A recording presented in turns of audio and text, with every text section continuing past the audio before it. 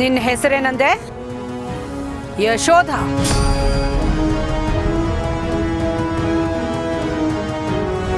ಅಂದ್ರೆ ಮಹಾಭಾರತದ ಕಥೆಯಲ್ಲಿ ಶ್ರೀಕೃಷ್ಣನ ಸಾಕು ತಾಯಿಯ ಹೆಸರು ಯಶೋಧ.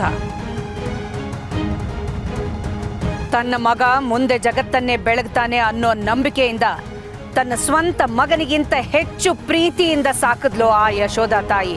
ಅದಕ್ಕೆ ಆ ಪ್ರೀತಿನ ಮೆಚ್ಚಿ ಆ ಶ್ರೀಕೃಷ್ಣ ಆಕೆಗೆ ವಿಶ್ವರೂಪ ದರ್ಶನವನ್ನ ಕೊಟ್ಟನಂತೆ. ಅಂಥ ಮಹಾ ತಾಯಿ ಯಶೋಧ ಹುಟ್ಟಿದ ಈ ನಾಡಲ್ಲಿ ನಿನ್ನಂಥ ಕಚಡ ಯಶೋಧಗಳು ಹುಟ್ಕೊಂಡಿದಾರಲ್ಲ, ಛೀ!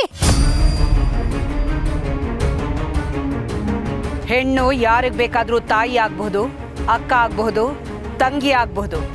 ಆದ್ರೆ ಯಾರಿಗೆ ಬೇಕಾದ್ರೂ ಹೆಂಡತಿ ಆಗಕ್ಕಾಗತ್ತಾ? ಹೆಣ್ಣು ಮನೆಯನ್ನ, ಮನಸ್ಸನ್ನ, ಜಗತ್ತನ್ನೇ ಬೆಳಗಿಸೋ ದೇವತೆ ಆಗಿರ್ಬೇಕು. ಅದು ಬಿಟ್ಟು ಇನ್ನೊಬ್ಬರ ಮನೆ ಮುರಿದು ಕೊಳ್ಳಿ ಇಟ್ಟು ಉರಿ ಹಚ್ಚೋ ರಾಕ್ಷಸಿ ಆಗಿರಬಾರ್ದು.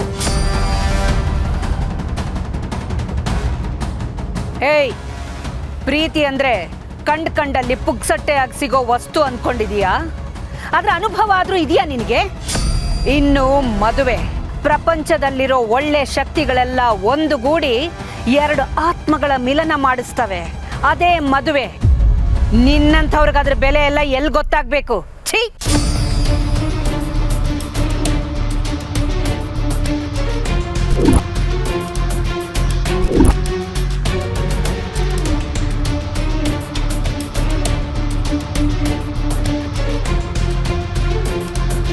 ಹಲೋ ಮೇಡಮ್, ಸಾರಿ ಇಷ್ಟೆಲ್ಲ ತೊಂದರೆ ಆಗ್ತಿರೋದಕ್ಕೆ.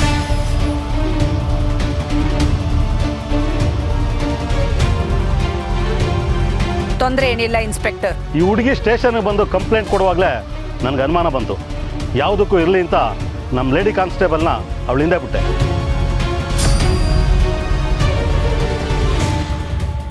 ಇವಳ ಜಾಟ್ ಇಟ್ಕೊಂಡೋದ ಗೊತ್ತಾಯಿತು. ಇದನ್ನೆಲ್ಲ ಇವಳು ಅಬ್ಲೇ ಮಾಡ್ತಾ ಇಲ್ಲ, ನಿಮ್ಮ ಮನೇಲಿ ಕೆಲಸ ಮಾಡೋ ಪಾರ್ವತಿನೂ ಶಾಮೀಲಾಗಿದ್ದಾಳೆ ಅಂತ.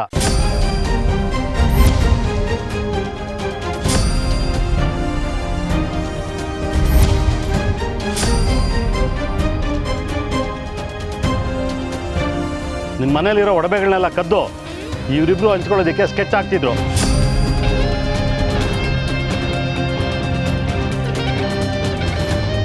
ಅದನ್ನು ಸೀಸ್ ಮಾಡಿ ತಂದಿದ್ವಿ, ಕೊಡ್ರಿ.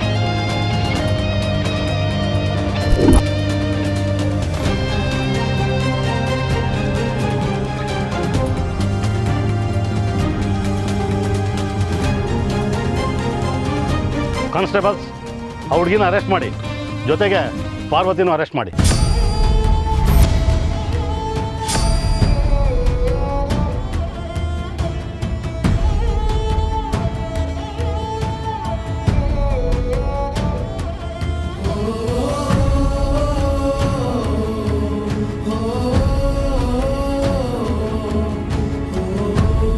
ಒಂದು ನಿಮಿಷ ಇನ್ಸ್ಪೆಕ್ಟರ್. ಪಾರ್ವತಿ, ಅಕ್ಕ ಪಕ್ಕ ಹಿಂದು ಮುಂದು ನೋಡ್ದೆ ನನ್ನ ಜೀವ ಉಳಿಸೋದಕ್ಕೋಸ್ಕರ ನಿನ್ನ ಪ್ರಾಣನ ಒತ್ತೆ ಇಟ್ಟವಳು ನೀನು. ನನ್ನ ಮನೆಯ ಏಳಿಗೆಗೋಸ್ಕರ ಪ್ರಾಣ ಬಿಡಕ್ಕೂ ಸಿದ್ಧವಾದವಳು ನೀನು. ಸೇವೆ ಭಕ್ತಿನೇ ತುಂಬಿರೋ ನಿನ್ನಲ್ಲಿ ಕೇವಲ ಒಡವೆಗಳ ಆಸೆ ಇದೆ ಅಂದ್ರೆ ನನಗೆ ನಂಬಕ್ಕಾಗ್ತಿಲ್ಲ.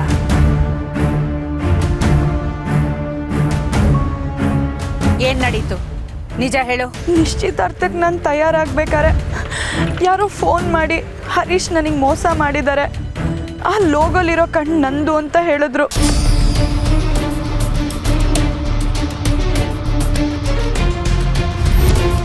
ನನ್ನ ಅನುಮತಿ ಇಲ್ಲದೆ ಆ ಕಣ್ಣನ್ನು ಬಳಸಿದ್ದಕ್ಕೆ ಅಖಿಲಮ್ಮನ, ದೊಡ್ಡ ಯಜಮಾನ್ರನ್ನ ಬೀದಿಗೆ ತರ್ತೀನಿ ಅಂತ ಹೇಳಿದ್ರು.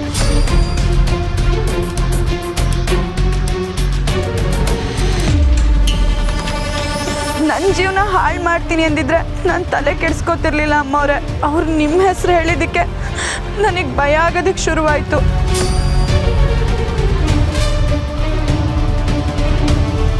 ನಾನು ಅಲ್ಲಿಗೆ ಬರಬಾರ್ದು ಅಂದರೆ 10 ಲಕ್ಷ ರೂಪಾಯಿ ನನಗೆ ಕೊಡಬೇಕು ಅಂತ ಹೇಳಿದ್ರು. ಆಗ ಈ ಒಡವೆಗಳನ್ನ ಬಿಟ್ಟು ನಂಗೆ ಬೇರೆ ದಾರಿ ಕಾಣಿಸ್ಲಿಲ್ಲ ಅಮ್ಮವ್ರೆ. ಅದೇ ಒಡವೆ ಸಿಕ್ಕಿದ್ದು ಅಂತ ನಿಮಗೆ ಫೋನ್ ಮಾಡಿ ತಿಳಿಸಿದ್ವಲ್ಲ ಮೇಡಮ್. ಸರಿ, ಹಾಗೆ ಮಾಡಿ. ನಮಗೊಂದು ಇನ್ಫಾರ್ಮೇಷನ್ ಕೊಟ್ಟಿದ್ರೆ ಆಕೆನ ಒದ್ದು ಒಳಗಾಗ್ತಿದ್ವಲ್ಲಮ್ಮ. ಇಂದದಕ್ಕೆಲ್ಲ ಹೆದರ್ಕೋಬಾರ್ದು. ಹಳ್ಳಿ ಹುಡುಗಿ ಸರ್, ಮುಗ್ಧ ಮನಸ್ಸು, ತಿಳಿ ನೀರಿನ ಹಾಗೆ ಹರಿಯೋ ನಿಷ್ಕಲ್ಮಶವಾದ ಹೃದಯ.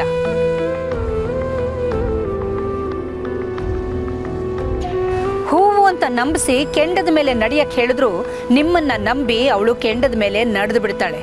ಯಾಕಂದ್ರೆ ಅವಳಿಗೆ ನಂಬಿಕೆನೇ ದೇವರು, ಭಕ್ತಿ ಶ್ರದ್ಧೆನೇ ಕಾಯಕ. ಮುಳ್ಳಿನ ಪೊದೆಗಳ ನಡುವೆ ಅರಳಿರೋ ದಾಸವಾಳದ ಹೂವು ಸರ್ ಇವಳು.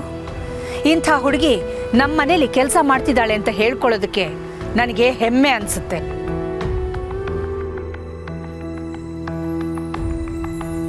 ಇಂಥ ಹೂವಿನ ಬಳ್ಳಿನೇ ಕಿತ್ತಾಕಕ್ ಹೋಗಿದ್ಲಲ್ಲ ಇವಳು.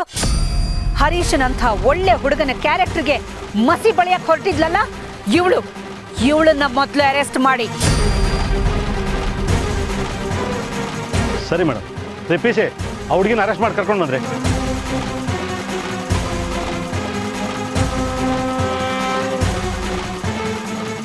ಏನಾದರೂ ಡೀಟೇಲ್ಸ್ ಬೇಕು ಅಂದರೆ ಕಾಲ್ ಮಾಡ್ತೀವಿ madam. Sorry for the disturbance. ಕರ್ಕೊಂಡು ಬಂದ್ರಿ.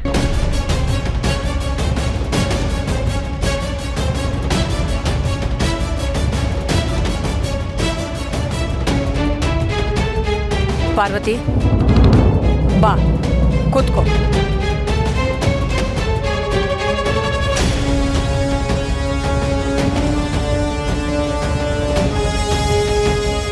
ಇಬ್ರು ಕೂತ್ಕೊಳ್ಳಿ.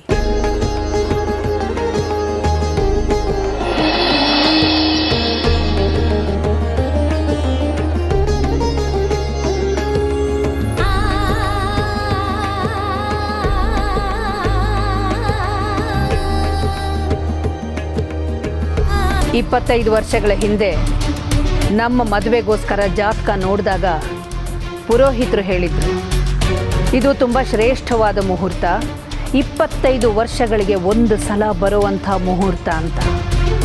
25 ವರ್ಷಗಳ ನಂತರ ಆ ಮುಹೂರ್ತ ಮತ್ತೊಮ್ಮೆ ಬಂದಿದೆ. ಆ ಮುಹೂರ್ತದಲ್ಲೇ ಪಾರ್ವತಿ ಮದುವೆ ಫಿಕ್ಸ್ ಆಗಿರೋದು.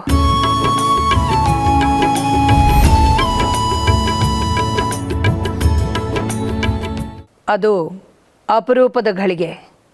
ಆ ಘಳಿಗೆಯಲ್ಲಿ ಸಂಸಾರ ಶುರು ಮಾಡಿದ್ರೆ ಪಾರ್ವತಿಗೆ ಒಳ್ಳೆಯದೇ ಆಗುತ್ತೆ.